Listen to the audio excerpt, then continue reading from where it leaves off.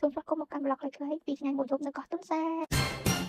សម្រាប់ការទៅលើនេះដែរខ្ញុំទៅជាគណៈអ្នកជាទីផុសតែជួកណូតច្រើនទៅយើងដល់ពីកំពង់ផែឆ្ពោះចូលទូនឹងចំណាយពេលរៀងគួរសមដែរបានទៅដល់កោះទុនសាយដែលមកទៅដល់កោះទុនសាយមានជាមួយនឹងកោះពោក៏ដូចជាកោះអាចសេះដែរបងប្អូននៅក្នុងហ្នឹងហើយខ្ញុំបានជាមួយនឹងបោះតង់ទៅលើកោះពោគាត់បោះតង់ហើយជាមួយនឹងសេះគាត់មានការលើផ្ទះផ្ទាល់ពេលដល់ពេលយប់ខ្ញុំបានជាមួយនឹងញ៉ាំជាមួយនឹងអាហារមានអាំងសាច់មាន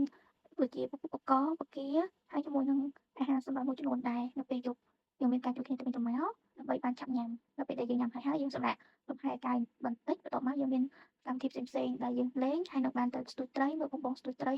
តែពេលហ្នឹងអ្នកគ្នាវាមិនបានអត់បានត្រីទេបានតែពី3ត្រីទេអត់ដូចវាអត់មានត្រីដោយសារទឹកឡប់ធំធំពេកចឹងទៅអត់មានត្រីហើយនេះសិតតែ fan គាត់ទៅគ្រប់ចូលនៅគេថាស្ទូចត្រីដល់ពេលព្រឹកខាងពួកខ្ញុំបានទៅលេងនៅមាត់ឆ្នេរនិយាយគ្នាបន្តិចអានសៀវភៅបន្ទាប់ពីស្នាគ្នាហើយមើលលេងស្ដាប់វីដេអូសមុទ្រស្ដាប់សមុទ្រអីហើយបានដើរទៅមើលនៅក្នុងកោះនឹងបន្ថែមមើលការរស់នៅការរៀបចំបន្ថែមបន្ទាប់ពីមើលអីហើយគឺខ្ញុំចាប់ផ្ដើមឡើងទូកទៅទៀតគឺទៅស្ទូចត្រីនិងមើលផ្កាសមុទ្រនៅខាងកោះពូនជាមួយនឹងកោះអាចសេះតែនៅពេលដែលស្ទូចត្រូវបានខ្ញុំចាប់ផ្ដើមលេងទឹកវិញម្ដង